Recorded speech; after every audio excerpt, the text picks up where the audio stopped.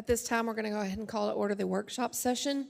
The first item on the workshop agenda this evening is discussion regarding draft ordinance for commercial parking in residential areas. This evening, Chief Bailey is not able to be with us. We hope that she feels better. We're going to pick this back up at our next meeting. Item number 3 is discussion and updates regarding city projects. Thank you, Ms. Monroe, for handing me the phone number. Again, to those viewing from home, our phone number, if you wish to call in, is 512-556-0332.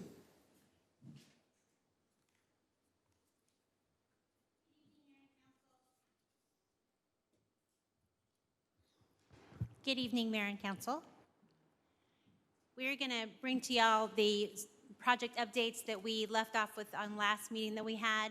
We went through 2 of them with y'all, and we're going to go through the rest of the slideshow with y'all this evening. If you have any questions, please feel free to stop us along the way.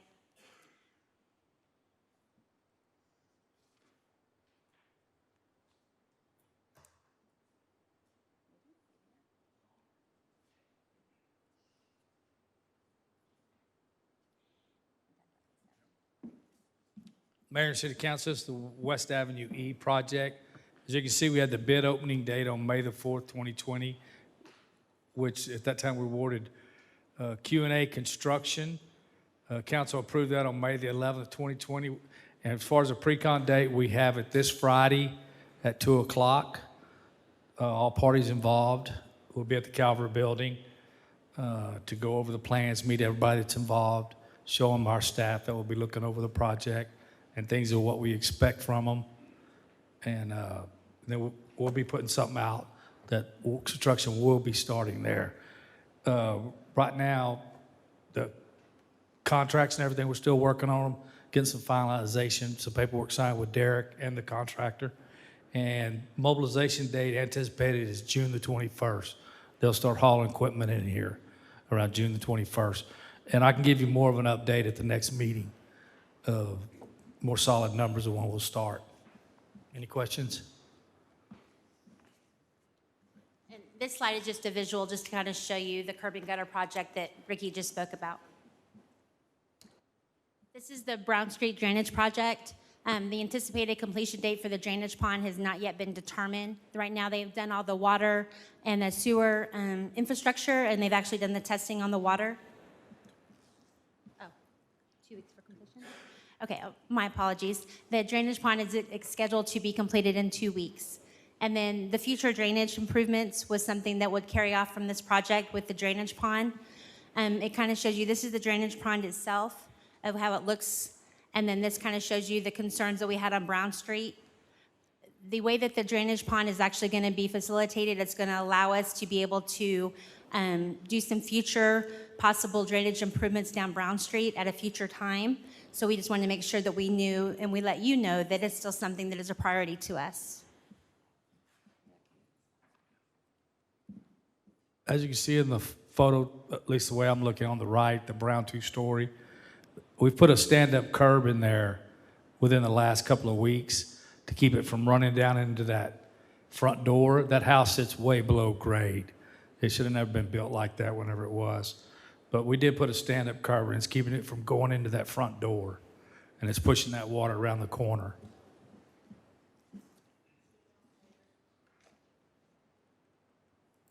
Hello?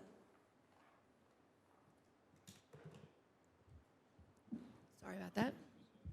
And, yep. And as far as Brown Street, Chris Harris is here. If you have any questions or anything, he's the one working on the project. And just to keep you updated, Blair was out the other day, did all the testing of the water and all the sewer. Everything's passed and ready to go. They've done a really good job. They're just waiting to move forward with some certain things. Go ahead. Just a couple of things I'd point out. I took these pictures the day, I believe it rained 2 or 3 inches. Yep. It was a pretty heavy rain at the time. And so a lot of that water was coming around the pond that once it's built to grade, that water will be diverted into the pond. The other thing to point out is along Brown, by and large, that water stayed in the gutter. With the exception of the curb, the cut to the sidewalk here on this last house. We did get some backup also at Cloud and College, where there was a lot of standing water there. There's actually a trash can that got washed into that drain that obviously dammed up some of that water. So it was a heavy rain over a short period of time, but I think once everything is installed and the elevations are matched to plan, I think it'll work well. I had a quick question. If you could refresh my memory. About the what? Sorry. Okay, we're not on that, we are not discussing that item at this time. We've put that off to the next meeting. What's the date of the next, the 22nd, June 22nd? Yes, ma'am. Sorry about that. Quick question, and Finley or Chris may answer this. How much is that retention pond is supposed to hold once it's completed? Okay. Okay. Okay.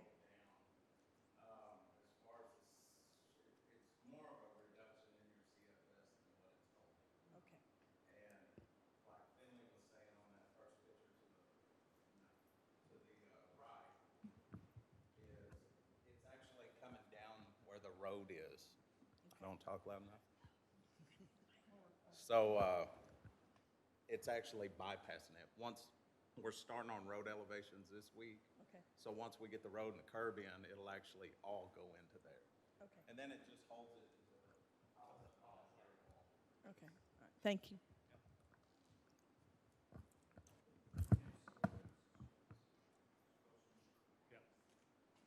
Okay. Any other questions?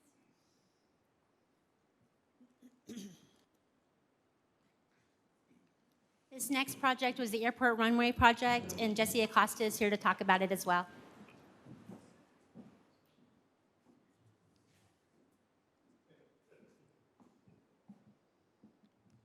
Hello, Mayor, City Council. I've been asked by Chris to speak on his behalf. I'm glad to report that our TxDOT airport project is finished. As of Saturday, the painting crew wrapped up Saturday before lunch. And that would be, Saturday was June the 6th. The project began on April 20th. And we experienced minimal interruptions in our daily operations at the airport. During that month and a half, we had a couple rain delays also. The improvements included new LED runway edge light fixtures, new approach path light fixtures. The light fixtures we had before were referred to as plazis. Our new fixtures are PAPIs, which stands for Precision Approach Path Indicator. There were numerous upgrades to our electrical vault and all the components above and underground. We have a new windsock, upgrades to our beacon. As for the asphalt, we received a new cracked ceiling and a new seal coat on runway and tarmac. And lastly, what the crew finished up on Saturday, new striping and markings. The city received funding from TxDOT in the form of a grant where TxDOT contributes 90% of the cost, and the city 10. The city's contribution was $118,000. Earlier today, I was informed that the project finished under budget, so the city stands to be reimbursed the difference. That's all I have. If you have any questions, I'll be glad to answer. Did this extend the runway any so that you're allowed a larger plane to land? No, ma'am. Runway extension was not in the plans. This was a electrical upgrade, mostly. Thank you, Jesse. Thank you.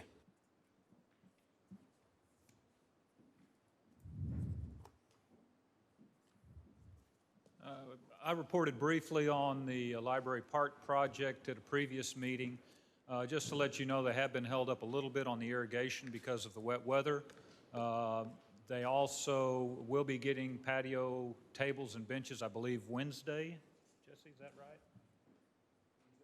I believe Wednesday, so those will be coming in, but it's going to be a great addition. But hopefully, once the irrigation is installed, but the landscaping will have to go in afterwards. So that's all I have to report on the library project. I'll just keep rolling. So, under the category, these aren't physical projects, but these are projects that likely will result in additional work by the city. So just a couple of things, CIP and CPAC, I've kind of reported briefly on that in my regular monthly report meeting report to you. CIP is going to meet for their first meeting on Thursday, the 11th. We still have a couple of schedules to go through and then kind of a wrap-up or summary narrative that we'll be putting together for them. CPAC, really what we've encouraged people to do is to take a look at the latest draft of the recommendations. This is really the part of the plan that council felt very strongly about. This is what we're going to do to implement. So you've been sent out a draft, at least, of the outline of that chapter. We will be doing a face-to-face meeting on that in a small group, kind of see if we can get some additional comments using that group as a sounding board, and hopefully bring that back to the full CPAC meeting by late June, early July. We also have a couple of things that have been placed on the back burner over the last couple of months. We have the council work plan, which I think we can incorporate in between budget meetings and things like that. But I believe we can begin to take a look at that, dust it off, and finalize it. Some other items that we will also need to continue to work on that, again, the progress report is there has been no progress on the landscaping, if you recall that, as well as the form surveys that we wanted to get some public engagement on. So we'll be working on those as well.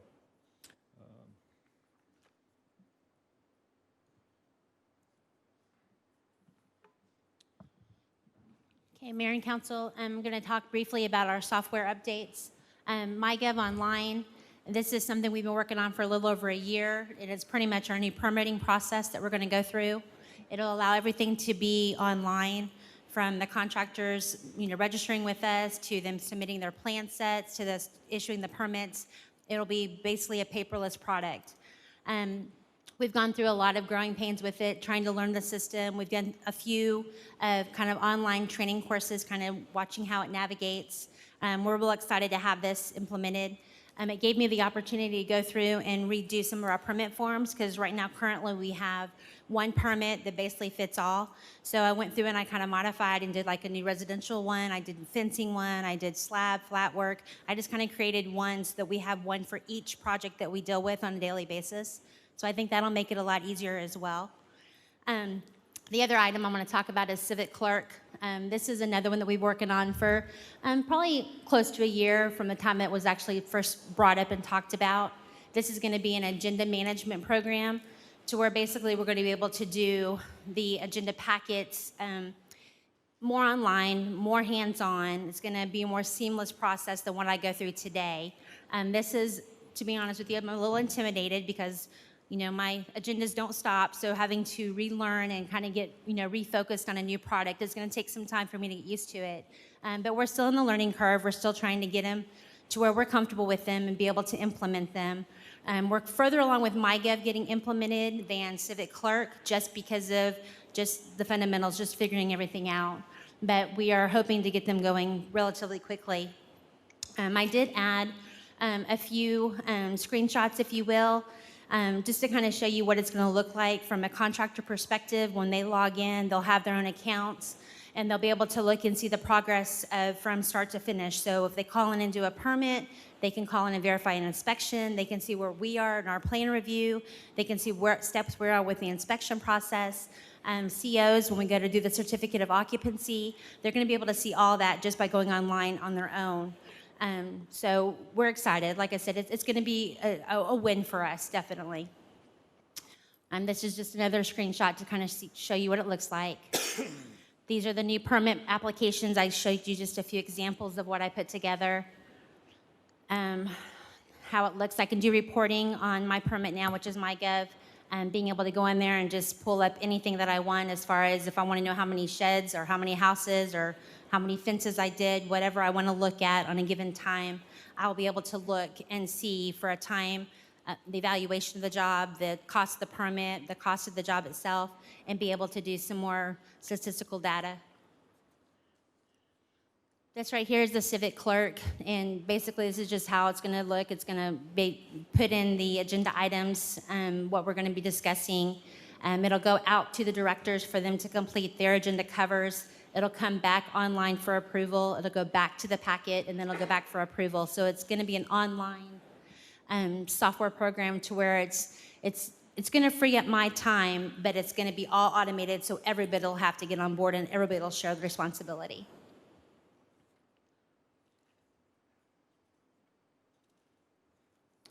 And these are just, like I said, just screenshots, just kind of showing you, walking through. One good thing about it, though, is that when we actually implement this, y'all will not know a difference on your end. So when you get your packet or your agenda, it'll look like it is today, because we worked really hard on making sure that our format remains the same so that it'll be seamless to you. So this kind of gives you an example of what the actual agenda will look like, and then the agenda cover. So it'll look pretty much the same as what you're used to looking at today. We might have to play with the numbering a little bit, but other than that, pretty close. Do you have any questions? Okay. This right here is just some pictures of the new water wastewater lab and office. Stephen and Vane are both here. If you have any questions about it as we go through the pictures, they can both address those. Or Ricky can as well.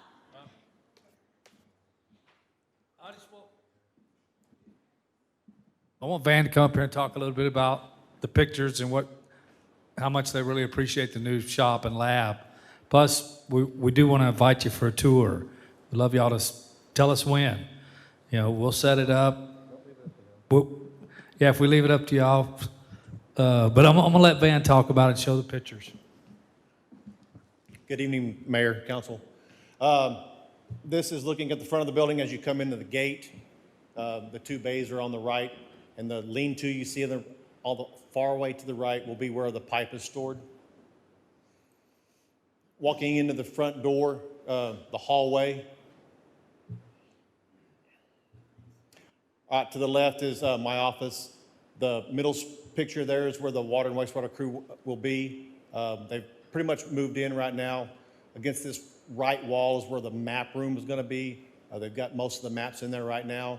The map table they have laid out there in the middle of the room, so they can study the maps and update the new ones we'll be working on when we get the GIS system up and running. And then the break room and our small meeting area will have a TV on the left wall with training videos, and with everything, with COVID going on right now, everything's online. So our training has been moved to online. We've already had 2 or 3 guys take courses, and that's where we're going to get them so they're not being disturbed in the workroom. And there's the lab and the first 2 pictures on the left. That's the pride and joy of the whole entire building right there. That was the main reason for the project. Stephen and Glenn and JD take care of all the water and wastewater testing in the lab. They're not stepping on each other anymore. There's plenty of room to work. And then the 2 bay area outside, where I'm standing taking the picture, that will be where the water department keeps their parts for water and sewer. That's it. Thank you all very much. Yes, sir. How big are those fans? Those fans? Yeah. 72 inches Each blade? width, I believe. Like, I'm 72. They look awesome. We're having them lowered because they don't create movement No? No, sir. The RPM of those fans isn't high enough. We stood on a 13-foot ladder and reach our hands up like this, we could barely feel the movement of the air. Really? So we're gonna have them lowered and see if that helps. Yeah, I was curious. They look cool. Mayor, can I ask a question? I was just going to ask in regards to the sewer truck where you store water in it. It'll fit in here for keep it from freezing. It already has a conditioned area. We built one about 4 or 5 years ago for it. It's insulated and heated. Okay. Thank you, Van. Thank you. And since we were talking about projects, we wanted to kind of go through the updates that were happening to the old city council building. We did some cosmetic updates to it. We removed the dais, we removed some carpet, we put some new paint, new tile. And then the benefits, of course, it was a more open space, secure, storage, lots of storage area, and then a huge work area for them. And this is what's converted into our information technology department. The outside still looks the same, other than the fact that it's labeled and it is secure, so you have to be able to be notified and be let in to ensure that everything is safe and secure throughout the day. This is the new entry hallway. So as you can tell, the carpet's been pulled, it's got new tile and new paint. The bathroom, again, has got some new cosmetic changes to it. This is their open work area. This is where the dais was, so now it's all open for them to work and store all of their equipment. They do have some workstations in there that they can actually work on the computers and laptops on. They have storage for all of the print cartridges. They have everything that they need at their fingertips. This right here is our new office nook area. So before they had one office that they shared, and now they've kind of got it split a little bit better, and it's the more open, area that they can work in. Simple, but it works for them. And then you have the temperature-controlled server room, which is our old meeting room, where it's all temperature controlled so that all of the servers are protected, and that's where more storage is available as well. So, Monica, I know you and Christy actually did a lot of the work yourself. I think it looks really good over there. Did we have to upgrade the AC?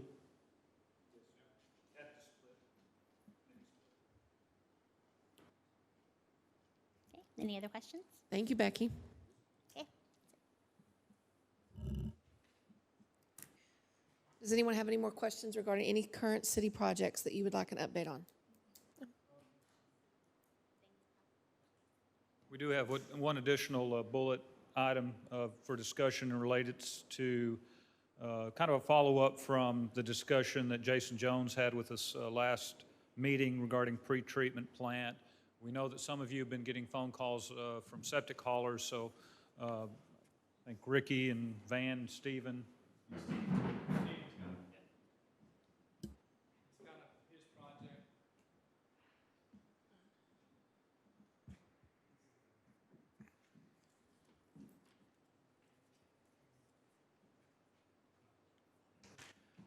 Good evening, Mayor and Council.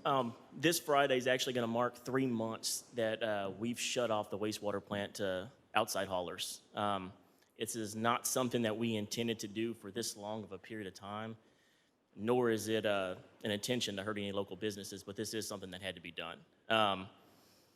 Probably about 6 months, maybe even as far back as a year ago, we'd noticed dissolved oxygen levels actually start to drop off. First, it was just a little bit here and there. Towards the end of this, about 3 months ago, they were dropping off for days at a time and not maintaining. The bugs inside, to put it simple, need the oxygen just as we do. The oxygen dies off, so do the bugs.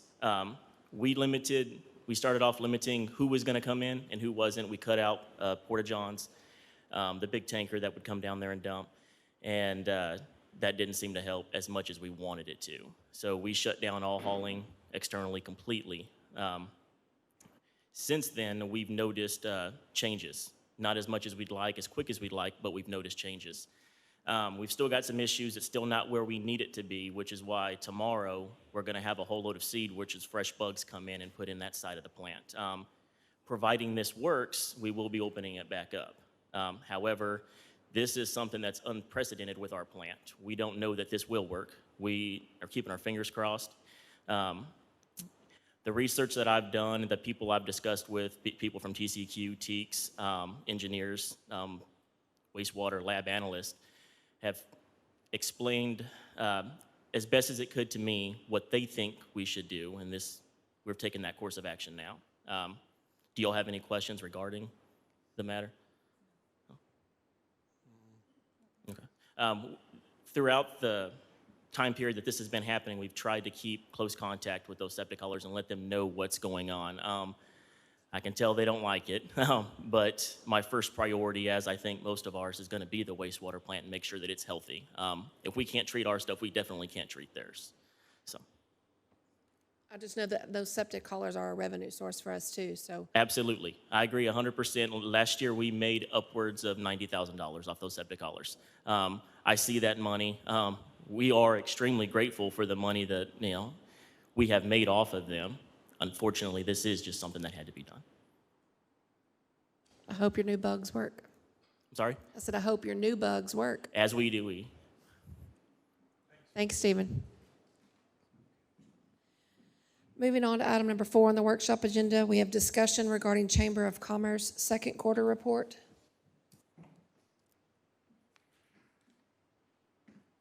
Good evening, Council. Before I get into the Q2 report, I just want to let everybody know we have a few updates since everyone's doing some updating right now, and I'm happy to report that the Visitor Center reopened to the public last Monday, June 1st, and since then, there has been a significant increase in visitors, and we have resumed in-person meetings and operations. We have added signage, masks. Thank you very much, City, for providing some of those for us. We've been recording visitors and helping put together collateral for anyone that needs to receive that information going in and out. I've also taken it upon myself to travel out to several different counties and cities. We unfortunately have not had a presence, and we're trying to expand our reach within the Texas region, specifically the Hill County region and the 281 route. And so last Thursday, I took it upon myself to travel to 7 different chambers and visitor centers and give them our information. And that is something that they were very happy to receive and to meet us. None of our collateral has been in those visitor centers and chambers up to this point. I was also able to take a few of their information so we can disseminate that out to visitors that are along the route of 281.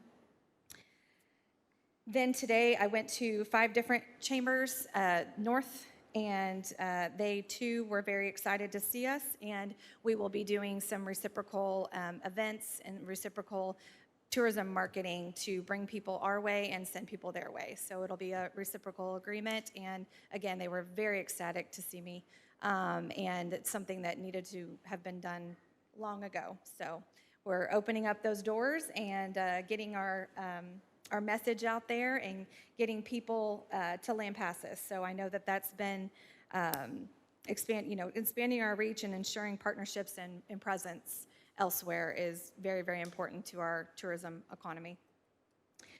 With that being said, I'm opening it up to any questions for the Q2 report, if anybody has any. I wanted to talk about your cancellations, the businesses that have canceled. I was thinking maybe you could attribute that to the virus, but it looks like a lot of them are going further back than that. Is that lots of them have closed, I understand, but do you see a trend of any sort there? It's threefold. So the first of the group is our businesses that have closed.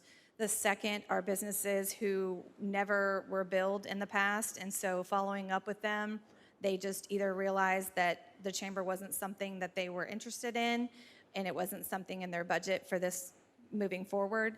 And then, yes, there has been a portion attributed to COVID, which we have offered to work with several of those businesses, but again, they're just not in a position right now to concern themselves with the chamber in that they are trying to do their own marketing and tourism advertising to their clientele. But the majority the majority are those businesses that we discovered that weren't truly members of the chamber, and we've given them a couple of years leeway, and we've just decided to just drop them off because I have about 220 members that are active right now and about 80 that are not. And I have made numerous attempts to reach out to them for payment and relationship building, and I just can't continue to work on those 80 because I've got 220 that need my attention. Okay, it just looked like a lot to me, and I was wondering what you thought might be the reason. And there was. I've been trying to avoid dropping them, but I'm slowly at that point right now where I just have to make the cut and move on. Anything else? Anyone have any other questions? No? Okay. Thank you all. Thank you. Item number 5, discussion and updates regarding reopening and use of public facilities as COVID-19 precautions are relaxed. Mayor and Council, we wanted to provide this information to you as we've started reopening facilities. Basically, as an update, I do want to, at this time, praise my staff. They have done an excellent job. They have chipped in. They've really done well in terms of what I think is a very thoughtful process for reopening our facilities. We've been fortunate in the number of cases that we've had here total, as well as the fact that all those cases are still recovered. So a couple of things. I want to just touch on library. They've limited the occupancy, I believe, to 15 people, no computers. The foundation room is closed, but they do believe that, you know, that is working. Certainly the biggest draw for them, or one of the biggest draws, is the computer use and the Wi-Fi. And there are people that come down there with their laptops and can still utilize the Wi-Fi, but our staff did not feel comfortable in their ability to keep those keyboards disinfected all of the time. City Hall, I think if you've been into City Hall, you've seen, you know, we have a little check-in table. You come and sign in, and you get a mask if you would like one, sanitizer. The COVID signage is there, as it is in this building, and that seems to be going well. I think there was one person at one facility that questioned the need to sign in, and it's really for their protection. If one of our staff members test positive, we want to be able to tell those people that come in and have some sort of contact or even come into the same building that that staff person works and let them know that we did have a confirmed case. I want to talk just a little bit about Hancock Park swimming pool, and I know that council has received some inquiries on this as well as staff. I have met with Chris Eicher, the Parks and Rec Director, and asked, you know, for him to share some of the statistics in terms of attendance there. Their high day to this point was last Saturday. They had 121 total. That's not at one time. And currently, and particularly going to 75%, he feels comfortable with 150 at one time. So we haven't even come close to that number at any time at Hancock. We have of the people that have come in that have wanted to swim, at no time would that have even pushed that number up to even anywhere close to our maximum occupancy. We have turned over 100 people away that could have participated in that pool without any problem, again, to that reaching that maximum occupancy level. Based on that, and without objection, we would like to go ahead and open to non-county residents. Typically, particularly during the weekdays and Sundays, you know, a lot of times you'll drive by and you'll see 15 or 20 people there. So we certainly feel comfortable in making that recommendation and determination. And after the conclusion of my comments, I'll seek your input on that. I do want just a couple of other very quick things. I do want to report as well that last Thursday, all nursing homes were tested. So they came in and did a good job with that. I want to thank Chief Smith, who worked with Angela Rainwater on that project. Also, thanks to Ricky and Mandy on the signage especially. So again, it was a team effort. There are other staff members that that stayed afterwards on Friday nights to help set everything up so we'd be ready Monday when we opened up. So it was a team effort, and you should be proud of your staff. With that, I'd be happy to take any questions or get your input. I have a quick question. Do they have the results of that yet, or are the results still pending on the nursing The test? results are still pending as far as I know. At the earliest, right. Next week at the earliest. And I agree about letting other people in besides residents to the pool. If pool staff and parks director are comfortable with increasing capacity and opening it up to all individuals, I'm comfortable. And again, even with that increased, the increased numbers that we will get, it still does not come anywhere near what our maximum occupancy would be under the governor's executive order. Are we still going to have a age limit? You know, I didn't bring that up, and it's something I hadn't discussed, but I'd be interested in your input on that. Currently, we're doing younger, 12. 12 12 and younger. 12 and younger has to be with a parent or guardian. My feeling on the age limit is I think that it should be 12. I don't think it needs to be any younger. I think 9 is way too young to be dropping a kid off without any supervision. I agree with that. I don't know that it's the same in all cases, though. You know, I think there's plenty of 10 and 11-year-olds that are mature enough to go to the pool, but I mean, how many kids are being turned away? I don't have those numbers. Unless, mean, Jesse, do you certainly- have any insight on that, or Chris mostly? I apologize, I can get those to you, though. Yeah, I mean, just to have an idea of how many there really are that's getting turned away. I mean, I think 9 is too young, obviously, but Yeah, I think the primary look we took was the out-of-county folks that were turned away, which was about 100. right. Does the rest of council have any input? Well, even if there was, let's say, a 9-year-old and their 16-year-old sister, you know, that could kind of be one of those things where I don't think a parent needs to go, you know, so if they have a chaperone, maybe, can we put it as a chaperone rather than parent or guardian? And I honestly think that Kim probably does take that into account. You know, if you go and she knows you or know the older sibling, I think that she, you know, I think she keeps a close eye on that and takes that into account. You think so? I do. Could you maybe inquire with staff and let Absolutely. us know? Absolutely, we'll get back to you. And was there any mention of opening up one other day?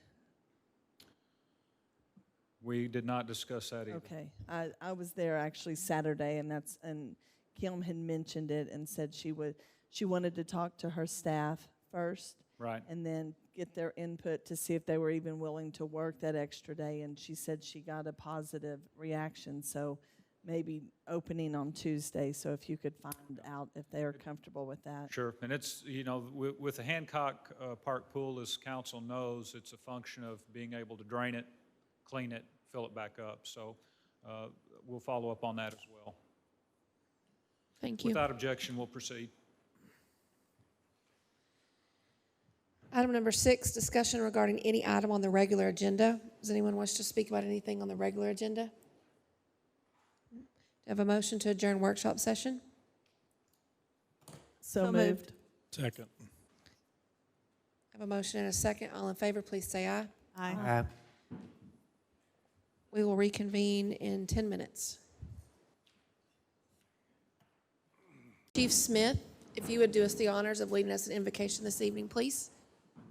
Lord, we thank you for the ability to gather here. We thank you that you've led us through this day and that you've given us the beautiful day just to praise your name. We pray that you be with us this evening, that you would hand out the wisdom that we need as we guide this city, that you would help us to be thoughtful of all the things that are involved in the planning and the future of this great place. We pray that you just put your protective hands around us and all that we do. In Christ's name we pray. Amen. Amen. Please join me for the flag.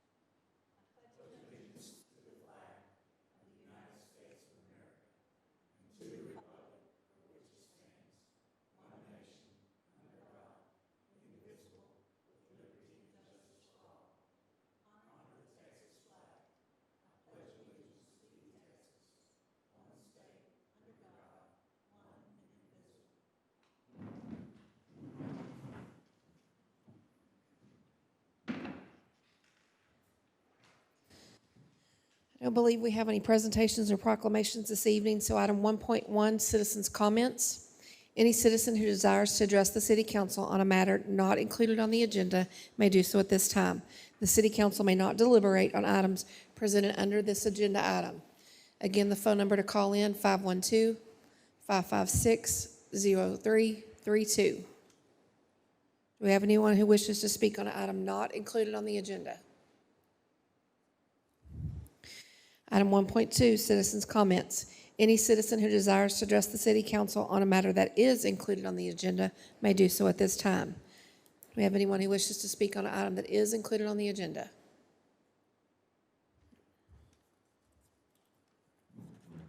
Item 1.3, public hearing. Public hearing to receive citizens' comments regarding a request to consider approval, denial, or approval with modifications, a request for a specific use permit, SUP, to allow for an open storage, display, or work area for merchandise or machinery in an area zoned Retail R, Lampasas County, Lampasas, Texas.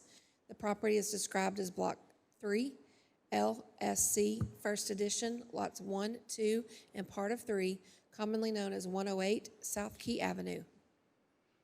Mayor and Council, this item was brought up to you because the applicant, who is actually the owner of the property, Mr. Hanson, and then Ronnie Vineyard, who is acting as the realtor on their behalf, is asking that Planning and Zoning initially, and then Council would approve a specific use permit to allow them to put John Deere farm equipment on the parking lot itself for advertisement. They will not be utilizing the building whatsoever. They just want to be able to use the parking lot just to advertise the equipment and have a sign there to call if they are interested in one of the pieces of equipment they have for sale. I did send out letters to those property owners within a 200-foot radius. I sent 25 out. I got one return, which is in favor of the request. I did not receive any in protest.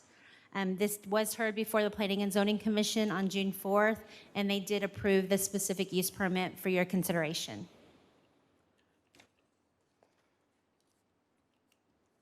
Does anyone wish to speak during this public hearing? Do I have a motion to close the public hearing? So moved. Second. I have a motion and a second. All in favor, please say aye. Aye. That is unanimous. Thank you, Becky. Thank you.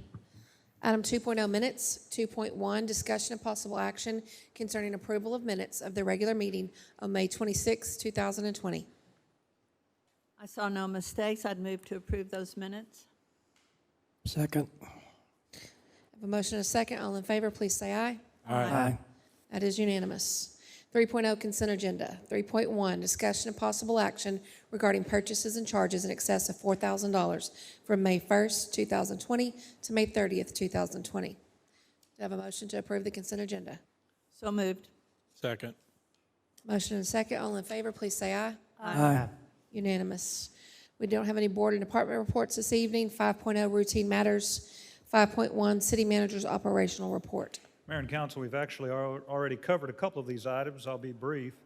Brody Estates, we've previously reported this to you, but I think it has now been formalized and finalized that between the developer and the assistant city manager, they've worked out a means by which to install underground electricity to Brody Estates. We think that's an exciting, a positive step, and certainly the density of that particular subdivision lends itself, I think, very well to that sort of installation where we don't require a whole lot of right-of-way and driving trucks behind people's houses to get to poles and things like that. CIP, as we reported previously, they will meet on the 11th, looking at the fleet forecast and major maintenance schedule. They have met at the Calvert Building and the Hostess House. We had planned to meet at the Water and Wastewater Building, and then something happened about 8 weeks ago that prevented us from holding meetings anymore. So this will be our first meeting back from post-quarantine. Business Park, just to provide you an update that staff is continuing to work as directed by EDC Board as well as Council in terms of taking a look at financing options for Phase 1 of the construction. We have talked to Specialized Public Finance, we've talked to Bancorp South, and we've also reached out to Langford Community Services, who is doing some additional investigation on grant opportunities. I think it's reasonable to think that we will have some additional reporting to provide you after the EDC meeting on the 17th, and then come back to you on the 22nd with some additional information, at least, certainly at the very least, a status. CPAC, as I reported, we will have a small group meeting June 12th, looking for a more full and total CPAC committee meeting, perhaps late June, early July. I-14, really, it looks like they're doing just bits and pieces as funding is available. They continue to work on federal funding. There is some recent activity in our neighborhood. At the base of Nolan Hill, you'll see they're widening, doing some widening there to go from 2 lanes to 3 lanes in each direction. Again, I think the sense is that they want to build out to the ports first before they really start taking huge bites to the west. But that is a project that certainly will be in Lampasas, but it may be decades rather than years. That will continue. We'll continue to keep an eye on that and report back to you. Just a note, we wanted to highlight some staff for you as well, and it was spurred by Flint Gigley's 34th year of employment with the city of Lampasas. We're hopeful Flint can go on another 34 years. I also want to recognize those with over 10 years, Captain Joe Adams, Fire Marshal Withers, Danny Donovan, Firefighter Sean Schroeder, Dave Patty, Joe Levine, and Gary Spohr. We're also welcoming Rachel White to the Animal Control, filling that position. So, any questions? Thank you. Thank you, Finley. 5.2, Mayor's comments. I want to be very brief, but I do want to commend absolutely everyone, from Chief Bailey to all of her officers, to the Citizens Police Academy, to the organizers of the 2 events that took place on Thursday and Friday of last week, and to this entire community for the compassion that it showed. I think we represented Lampasas very well, and I think everybody should be proud of what they did. 6.0, unfinished business, we don't have any. 7.0, new business. 7.1 is the item regarding commercial parking in residential areas that we are going to move to the next meeting. 7.2, discussion of possible action regarding the acceptance of the Chamber of Commerce second quarter report. Melissa presented that to us, and we reviewed that during workshop session, at which time we had an opportunity to ask questions. At this time, do we have a motion to accept second quarter? I move to accept. Second. I have a motion and a second. All in favor, please say aye. Aye. That's unanimous. Thank you. Thank you very much. And I'm actually the next item as well. 7.3, discussion of possible action regarding the Chamber of Commerce Hotel Occupancy Fund request for the annual 10K, 5K, and mile run. If it pleases the council, I would like to give an update based on the May 26th meeting where I came and asked that I would be presenting for hot funding at this meeting. And just to let you know, at that meeting, we had 34 participants registered for this race. And since that time, we have put different things into place as far as marketing to meet CDC guidelines and to alert the public that this will be a safe environment to host this event in conjunction with Spring Ho. And we are now, as of today, up to 80 registrations and 3 more sponsors for the event. I do believe that it's going to bring a lot of tourism revenue to our fine community. I'm very confident that we are taking every precaution necessary to ensure that this is a safe event. Right out of the gate, it'll be our first one for the community as a whole, in conjunction, obviously, with Spring Ho. And I just ask that you put your faith in us to make sure that everything goes off without a hitch. And if you do have any questions in regards to that, please know that my door is always open. We have also put into place corralling of, and I'm not exactly sure what that means, but corralling of start times, and also discouraging spectators on a grand scale and possibly limiting the registrations to 200 at this point. Make a motion to approve $1,300 in hot funds. I have a motion and a second. Any questions or discussion? All in favor, please say aye. Aye. That is unanimous. Thank you so much. And good luck. Item 7.4, discussion and possible action regarding reinstatement of utility late fees and disconnection of electric water services due to non-payment. Good evening, Mayor and Council. We are asking that we would be allowed to reinstate processing late fees and door tags beginning July the 1st. The PUC that governs the other utilities is asking for June 13th. I'd like to go just a little bit further to be able to give the public information to let them know that, hey, we are going to start normal business back up, do the door tags, do the disconnects. Right now, excuse me, we have 122 accounts that are plus 1 month behind. I've got 67 accounts that are plus 2 months behind. I've got 24 accounts that are 3 months behind. So my total past due right now is a little over $49,000 that we need to collect. So we've got to get back to business and start collecting that money. Do I have a motion on this item? I'm sorry. Are these residentials or businesses? They're both. They're combined, commercial and residential. This is total. Move to approve. Second. I do have a motion and a second. That opens it up for discussion. Anyone have any comments regarding the reinstatement of late fees? Hopefully between now and July 1st, this will give staff the opportunity to reach out to our post office and our postmaster to discuss an issue that may contribute to your problem. Here, I would like to give to you is mail addressed to the city of Lampasas, including customer payments for utility bills that were all delivered to another business in town. This one business owner collected those and gave them to me in order for us to give them back. But this is just one business that's gotten mail from us. I'm not quite sure how many others have each other's mail, and I find it very frustrating that that's people's money that's being mishandled by our postal system. So I would ask that staff in some manner reach out and let them know of this issue. Because if it's our issue, then it's our citizens' issue as well. Correct. It's been going on for a while, too. They mailed the title to one of my trucks to somebody else, and I get Larry's Lube mail weekly. We get a lot of complaints on mail, them not getting their bills, and we obviously haven't gotten their payments, so we do ask them to please, the citizens, go talk to the post office also. Finley, if that's something that we might need to do collectively, I'll be more than happy to help attend to that as well. So we do have a motion and a second in place. All in favor, please say aye. Aye. That is unanimous. Thank you, Yvonne. 7.5, discussion and possible action regarding the approval of an ordinance authorizing the issuance of the City of Lampasas, Texas general obligation refunding bonds, levying an ad valorem tax in support of the bonds, establishing procedures for selling and delivery of one or more of the series of the bonds, and authorizing other matters relating to the bonds.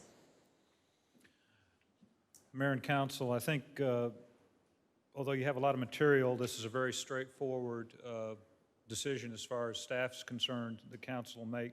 Our consultants, Jennifer Ritter, who you should remember, and our bond counsel, Bart Fowler, are still on limited travel. They did offer to come tonight, but quite frankly, I think this just sets into motion the ability for a refunding of the Series 2012 bonds that remain outstanding. I'm going to refer to the materials that were provided by them. Again, this is Series 2012. They are callable February 15th. We are able to call them up to 90 days prior to that time, which would be this fall. We would do a similar exercise as we did during the last refunding, where council received the benefit of saving a little over $300,000 and got sub 2% money. So we certainly hope that's the case. I think it's conservatively, they are basing the potential savings on 2.5% and a savings of up to, on the total call, between right around 6%. The total savings are estimated, again, at reasonable, or what they term as 25 basis points over current, at between $166,000 and $197,000. The one thing that I do need to call your attention to, and that you will reference in the motion, is the suggested parameters. So Those are, the three of them are the aggregate principal should not exceed 2.3 millions. That means you're not borrowing any additional money. The refunding of the obligations shall result in a value savings of not less than 3%. So you've got to see at least 3% savings before the pricing agent could move forward. And the bond does not have a stated maturity past 2036. You're not going to extend the term of this refinance. So those are the parameters that we will operate under if council makes an affirmative motion. And it's, the other thing I would remind you of is that the vote does have to be a roll call vote. But it's staff's recommendation that you approve the motion as written on the cover page. Do I have a motion from council? Well, if I could remember what he said, I would. So the first and final reading of an ordinance authorizing the issuance of the city, for the city of Lampasas, levying an ad valorem tax in support of the bonds, establishing procedures for selling and delivering of one or more bonds, authorizing other matters relating to the bond, including parameters for refunding, and authorizing the city manager and finance director to act on as a pricing agent. Not to exceed the year 2036? I think if the minutes reflect the parameters that were discussed, that's adequate, council. Second. I have a motion and a second. Any discussion? It will be a roll call vote.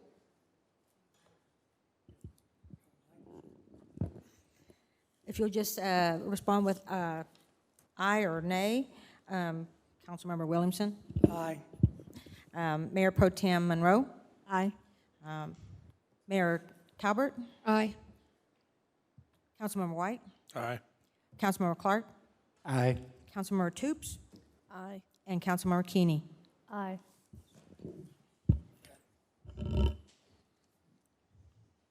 Item 7.6, discussion of possible action regarding a deed correction between the City of Lampasas and D.R. Word and Mary Hood.